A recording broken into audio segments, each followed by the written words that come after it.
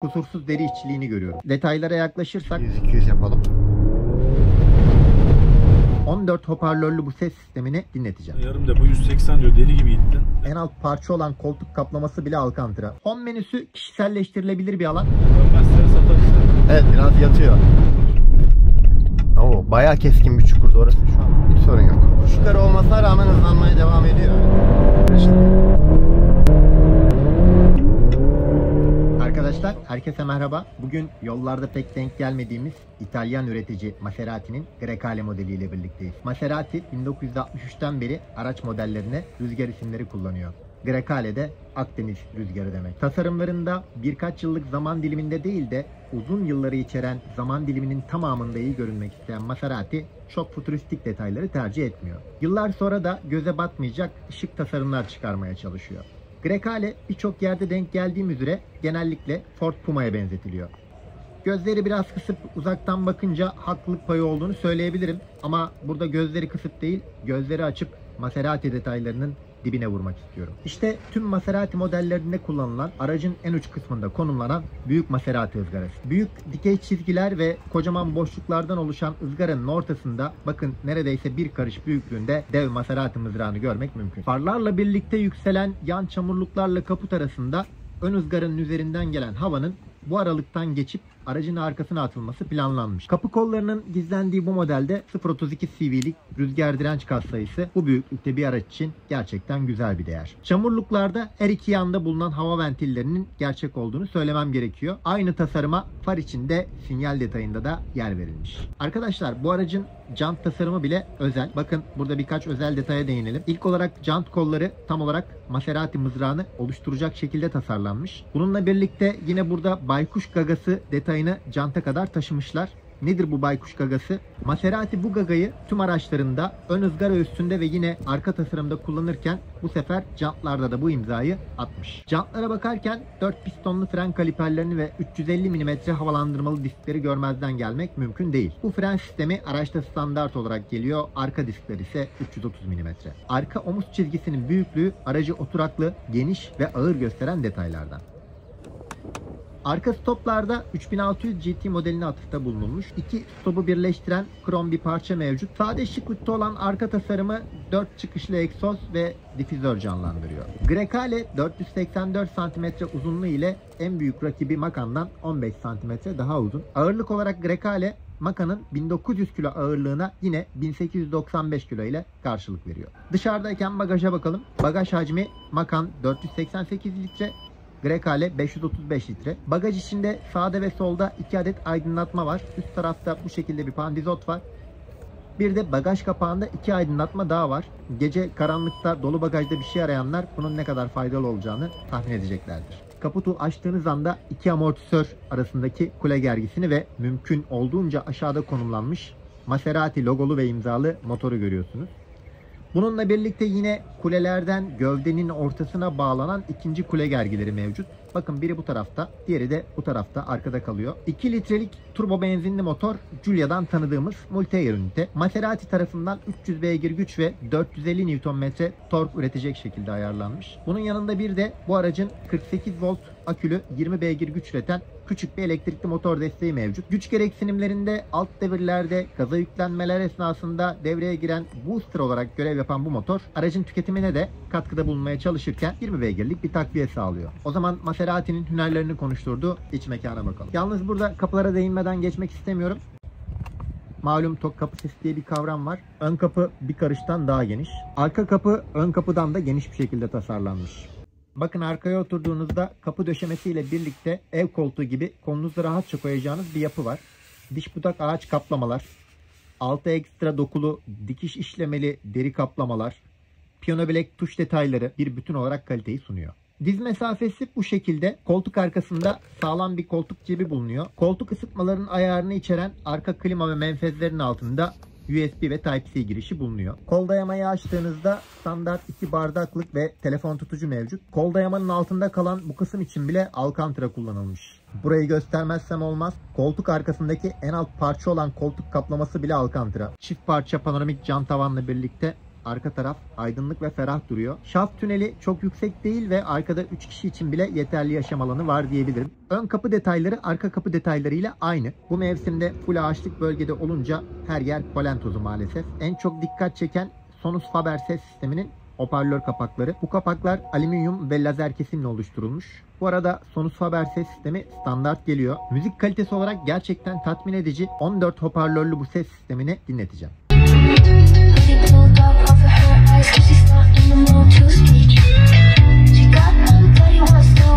Çok temiz.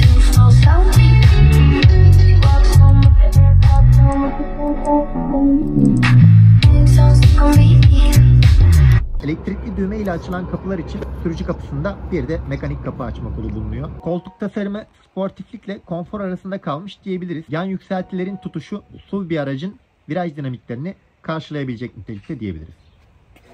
Bel desteği ve koltuk konum ayar düğmeleri koltuğun yan kısımlarında konumlandırılmış. Buralara kadar inmişken orta konsol alt taraflarında kusur aramak istiyorum ama en alt noktaya kadar kusursuz deri işçiliğini görüyorum.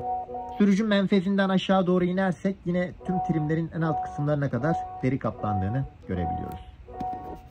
Direksiyon tasarımına baktığınızda spor bir otomobil direksiyonu olduğunu düşünebilirsiniz. Direksiyonda bence en güzel duran detaylar şu soldaki Engine Start düğmesi ve sağdaki Mod düğmesi. Biraz detaylara yaklaşırsak silecek kolunda bile seçici ve düğmelerde işlenmiş alüminyum detayları görmek mümkün. Oldukça büyük vites seçiciler ise gerçek alüminyumdan yine sportif bir görsel sunacak şekilde tasarlanmış. Sinyal kolu vitesin biraz gerisinde ve daha kısa olduğu için kullanması alışkanlık gerektiriyor. Burada bir detay daha var. Direksiyon körüğü de yine Alcantara. Konsolun üzeri komple Saffiano deriyle kaplanmış. İşçilik, dikiş, malzeme kusuru bulmak gerçekten çok zor. Bakın burada sütunlara geldiğimizde Alcantara'dan biraz daha yumuşak dokulu kaplama var. Bu kaplama tavanda da devam ediyor. Tavan kontrol, iç aydınlatma kumandalarının ve dikiz aynasının görünümleri ise yine dolu dolu. Konsol kat şeklinde tasarlanmış ve konsol üzerinde de kapılardaki yumuşak dokulu malzeme üstü deri dikiş motifleriyle işlenmiş. Orta bölümde ekranlardan aşağı indiğimizde kablosuz şarj alanını görüyoruz. Hemen arkasında diş budak kaplamalı, çift kapaklı, içi flok kaplı Type-C içeren bir göz mevcut. Devamında bir çift bardaklık var. Orta kol dayamayı bu şekilde açıyoruz ve yeterince büyük. İçi ve kapağı tamamen kaplı, soğutmalı torpidonun SUV bir araç için biraz daha büyük olmasını beklerdim. Maserati bu ekranlara neler koymuş? Hadi biraz da onlara bakalım.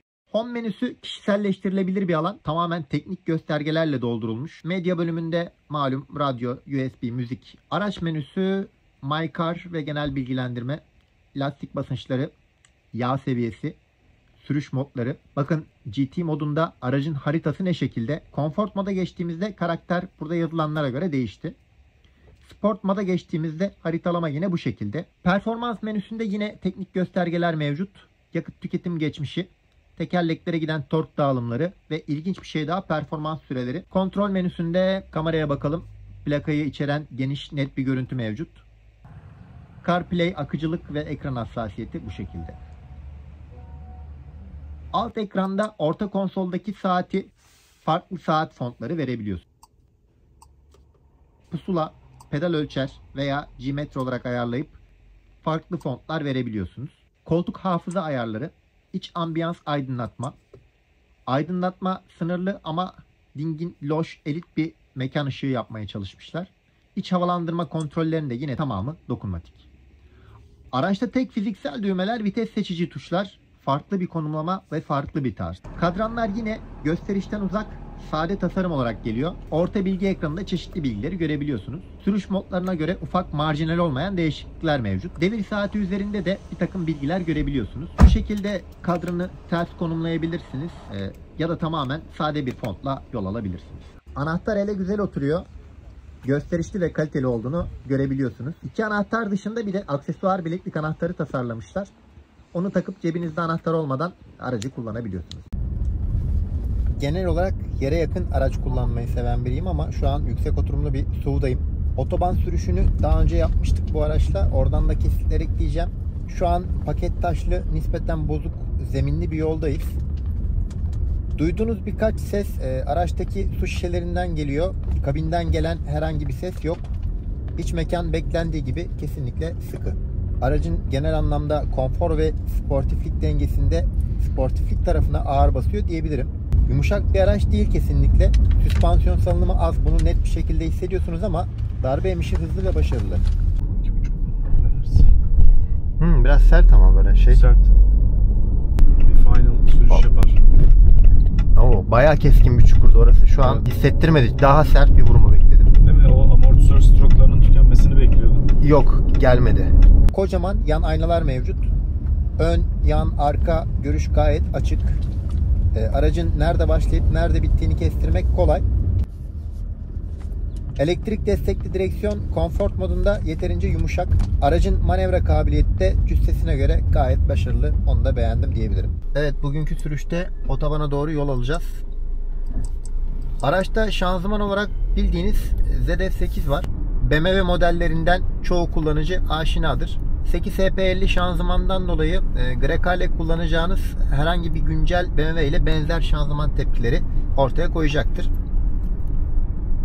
Araç özellikle spor modunda egzoz valflerini açtığı için sportif sürüşleri daha da keyifli bir hale geliyor. Dip gaz ve şanzıman tepkilerine otoban sürüşünde özellikle yer vereceğim. Bakalım şanzıman tepkilerine o zaman. Dip gaz yaptım. Atlıyor. 4 ile yürüdü.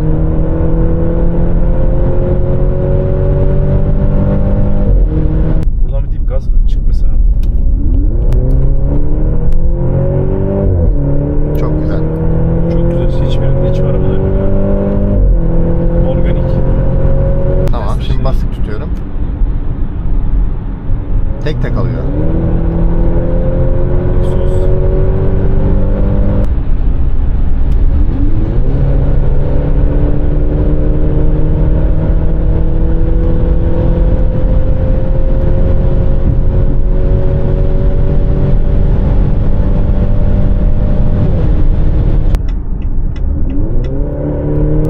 Çok güzel ya.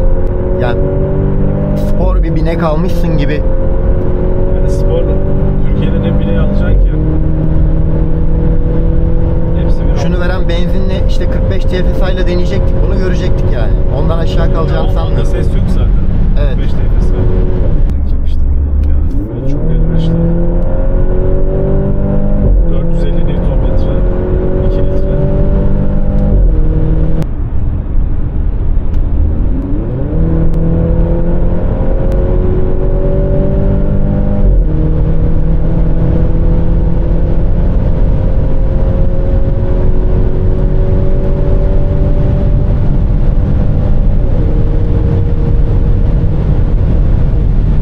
Su ayrılmaz bir sürü. Yapıştır abi son bir.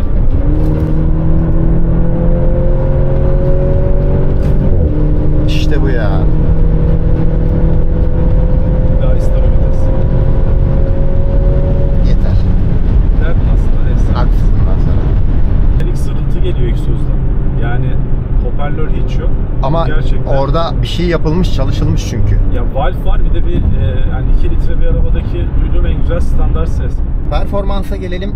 Bu araç her ne kadar 1900 kilo ağırlığında bir SUV olsa da performansı kesinlikle yüz güldürecektir. Çünkü ülke şartlarında performanslı bilinen bir 45 TFSI ya da yazılımlı bir 320'yi kadar yürüdüğünü söyleyebilirim. 0-200 verisi benim daha önce kullandığım stok G30 530i'den daha iyi. Launch yok bunda. Direkt gaza basıp Tamam. kalkıyorsun. Güzel. O egzozdan gelen ses de çok güzel. Ama hafif bir yukarı eğim vardı.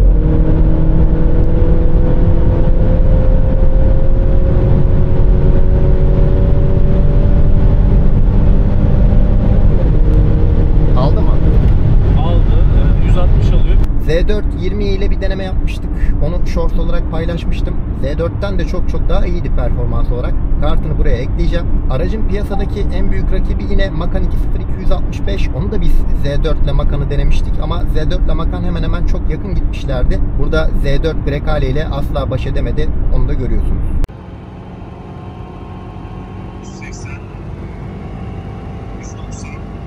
Yani 2 litre hacim SUV'lar arasında performans konusunda rakipsiz diyebiliriz. Hadi bakalım. Şu altığı geriye veriyor. Rear bias diyorlar ya, arka eğilim.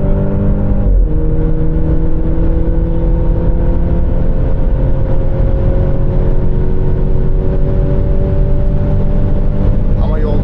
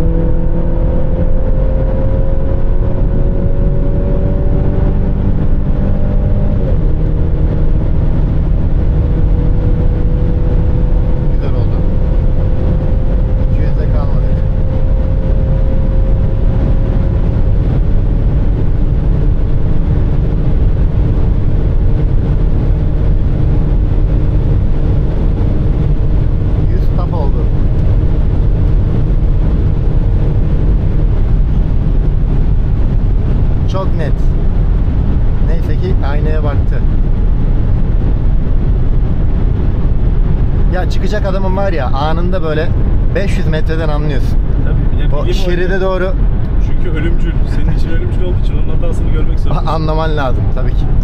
Ya işte belli bütçelere çıktığın zaman dünya markalarında sana sundukları şeyler kesinlikle birçok noktada tatmin edici oluyor. Bence Bunu de. net bir şekilde görüyorsun yani. Çok lamicimi yok bu işin yani. Motorcular ölmesin diye altlara. Evet. Güzel ya. Ya yol tutabiyeti hiç yok. Yok. Evet, yatma var. 101. Yol Yok ya, sıkıntı yok.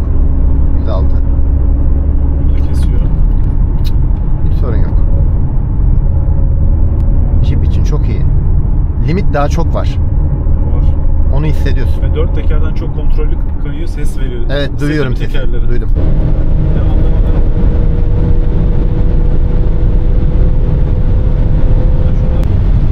Burayı da döner. Döner bence, bas da. Dönmezse satarız. Evet, biraz yatıyor. 230'da yatıyor biraz da zahmet. Yalıtım olarak sınıf standartlarına bakmak lazım. Çünkü yüksek olduğu için rüzgarla ekstra bir mücadele mevcut. Bu şekilde standart sürüş hızlarında yalıtım zafiyeti tabii ki yok. Hız arttıkça 120 sonrasında özellikle büyük aynalardan rüzgar sesini almaya başlıyorsunuz. Motor sesi sportif yapı sebebiyle içeri yeterince hissettirilmiş. Özellikle üst devirlerde spor modda egzozla birlikte çok keyifli bir ses duyuyorsunuz ama sakin sürüşte 2000 devir civarında bir uğultu var gibi geldi. Onu tespit ettim. Onu da buraya ekleyeceğim. Kararı siz verin.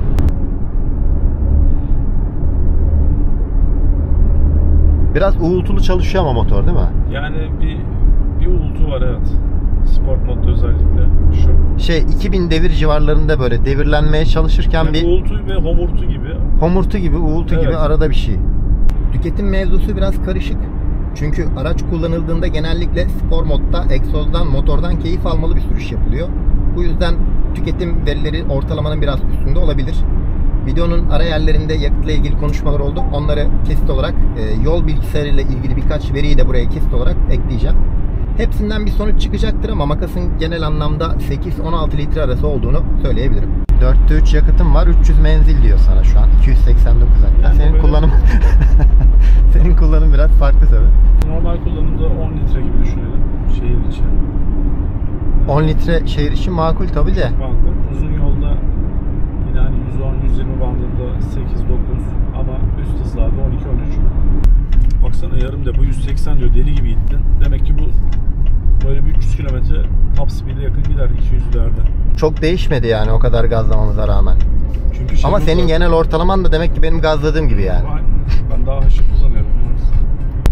Şu an ortalama tüketim 3000 kilometre 15.2. İyi yani. İyi. Evet arkadaşlar, bu bölümü burada bitiriyorum. Gelecek bölümde görüşmek üzere. Hoşça kalın.